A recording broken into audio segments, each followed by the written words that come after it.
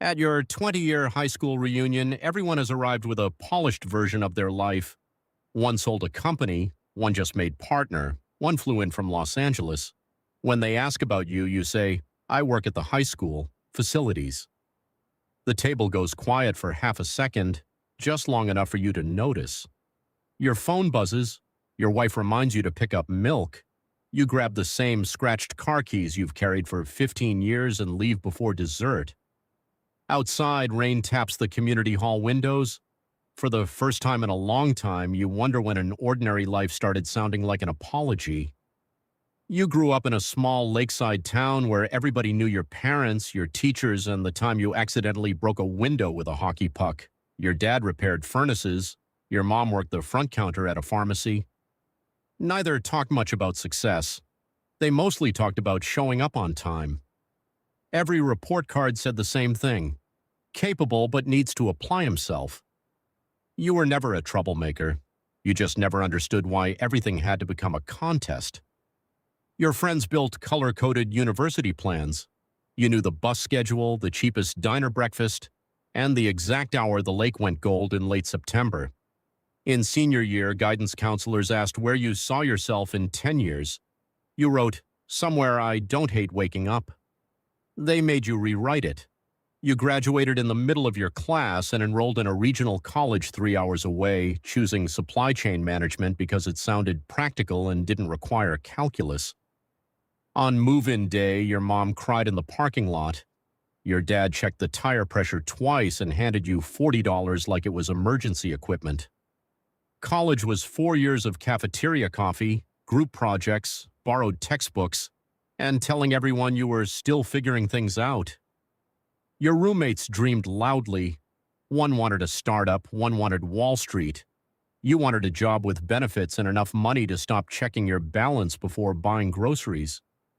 After graduation, you moved to the city and found work at a logistics company beside the highway. Your badge said coordinator. Most days you coordinated spreadsheets. At first, the glass office and business casual clothes felt like proof that you had made it. You sent your parents a photo of the skyline from the break room. Then the commute became 90 minutes. Rent took half your pay. Friday emergencies became Saturday meetings. Every month ended with another promise that things would calm down. You became good at solving problems nobody remembered the next morning. Missing pallets, late trucks. A supervisor who used the word urgent for everything. One winter you missed your grandmother's birthday because an inventory count ran late. She told you it was fine. That somehow made it worse. 2 weeks later, your mother called and said your father had been in the emergency room. It wasn't serious, she said. But her voice sounded older than it had the week before. You drove home through freezing rain. The town looked smaller than you remembered, but your parents' kitchen looked exactly the same. Your father was already complaining about hospital parking. Your mother packed leftovers into containers you had not asked for. No one said, move home. Still, on Sunday night, when you reached for your coat, you noticed how slowly your father stood up. You stayed one more day. Back in the city, the office lights felt harsher. 3 months later, when the company announced another restructuring, you opened a job listing from your old school district. Facilities and equipment coordinator, lower salary, pension, benefits, 10 minutes from your parents' house. The application stayed open on your screen for a week. You finally applied at 1:13 in the morning, mostly so you could stop thinking about it. They called on Tuesday. The interview took 20 minutes. The principal remembered you as the kid who once hid in the equipment room during a pep rally. You assumed that was bad. It wasn't. 2 weeks later, you were issued a ring of keys, a Navy work jacket, and a list of doors that never closed properly. Your new job was not impressive. You unlocked the gym, ordered basketball nets, counted jerseys, fixed folding chairs, and found missing volleyballs behind the bleachers. But at 3:45, you went home. No laptop followed you. No one called during dinner because a pallet was late in Ohio. You started eating lunch at the diner across from the courthouse. The server knew your order by the third week and stopped asking whether you wanted coffee. You rented a small apartment above a hardware store. The pipes knocked at night, but the windows faced west. and the sunsets were better than the skyline. Your dad still compared you to people. A cousin in Seattle was earning 140,000. A neighbor's son had bought a condo before 30. Then your dad would add that the cousin worked 60 hours a week and the condo was the size of a garage. You could never tell what lesson he wanted you to learn. Some nights you couldn't tell either. Contentment and fear can look surprisingly similar from the outside. At your 10-year reunion, classmates talked about promotions, startups, mortgages, and frequent flyer status. You talked about replacing a broken scoreboard. You left early, drove home, and made grilled cheese while watching snow collect on the fire escape. You felt peaceful, then embarrassed for feeling peaceful. The following spring, you met a woman at the diner. She was a nurse who had moved back to help her mother recover from surgery. She asked why you always ordered breakfast for dinner. You said eggs didn't care what time it was. She laughed harder than the joke deserved. Your first date was a walk beside the lake because neither of you wanted to spend much money. Halfway through, it started raining and neither suggested turning back. She liked that you kept spare gloves in the car.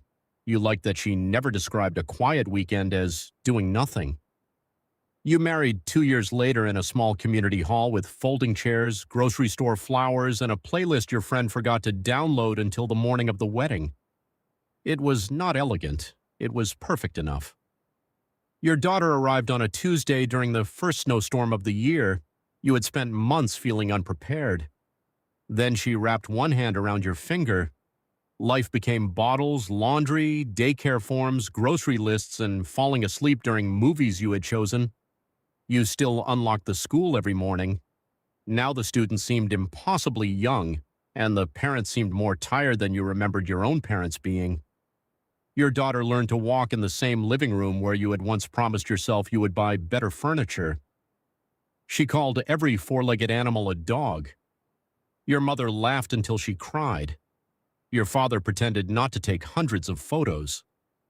Years passed in ordinary markers. First day of school, lost teeth, Saturday soccer, library cards, pancakes, fevers, science fairs, and shoes that stopped fitting overnight. You never became wealthy, but the bills were paid. You never became important, but people knew they could call you when something needed to work before morning. You opened the gym early for a shy kid who wanted to practice alone. You repaired a microphone 5 minutes before graduation. You kept extra mittens in your office. None of this appeared on a resume. Almost all of it mattered to someone. At 42, you attended another reunion. A former classmate showed photos of a house in California and a vacation in Italy. On the drive home, you imagined the life you might have had if you had stayed in the city, worked harder, taken bigger risks, wanted more. Your wife found you sitting in the parked car long after you arrived. She asked whether you regretted coming home. You said, "I don't know." She nodded and said, "Then you don't have to answer tonight." Inside, your daughter was asleep at the kitchen table beside a cardboard bridge the two of you had built for school. One side had collapsed. You fixed it quietly. In the morning, she said you could fix anything. You knew that wasn't true. But you kept the broken piece in your desk. Your parents grew older in small, inconvenient ways. A step became too high. A jar became too tight. A doctor's appointment became something you attended together. Your father stopped repairing furnaces. Your mother started writing reminders on yellow notes and then forgetting where she put the notes. There were hard years, a funeral, a layoff scare at the district, a winter when your wife barely slept after long hospital shifts. Ordinary lives are not protected from pain, but the pain did not make the life meaningless. It made the Tuesday dinners, the porch conversations, and the people who still showed up feel less ordinary. Your daughter left for university. On move-in day, you checked her tire pressure twice and handed her $40, even though $40 was no longer emergency equipment. Your wife caught you crying in the parking lot. You blamed the wind. She let you. The house became quieter. You and your wife took evening walks, learned which neighbors had friendly dogs, and argued gently about whether the thermostat was too high. At school, students became teachers, then parents. Some returned with children who had the same nervous eyes they once had. You stayed long enough to see the gym floor replaced twice. the mascot redesigned 3 times, and every old lock finally become electronic. On your last day, the principal organized a small assembly. You asked them not to. They did it anyway. A former student said you once opened the gym early every morning because home was difficult and basketball was the only quiet place he had. You barely remembered doing it. He remembered every morning.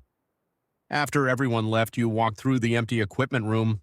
The shelves were neater than when you first arrived, but the same smell of rubber and floor wax remained. You set your keys on the desk. A basketball rolled loose from the rack and stopped against your shoe. You carried it into the gym. Your first shot hit the rim. The second missed everything. The third dropped cleanly through the net, and for a moment the sound filled the entire building. Outside, the rain had stopped. Your wife was waiting in the parking lot. Your daughter had texted that she was bringing your grandson on Sunday. No article was ever written about your career. No one at the reunion wished they had your resume. But your parents never had to grow old alone. Your daughter grew up knowing you would be there. Your wife never had to wonder which version of you was coming home. Hundreds of students remembered the person who opened the door, found the missing jersey, fixed the microphone, and treated their small emergencies like they mattered. Maybe you never won the race. Maybe you were never running. An ordinary life is not automatically a good life, but a life built with attention, reliability, and love can become full without ever becoming impressive. You look at the wet parking lot shining under the late afternoon sun, and for once you do not compare it to anywhere else. You pick up the milk on the way home and you think, this was enough. Not because it was all you could have had, but because it was a life you were actually there to live.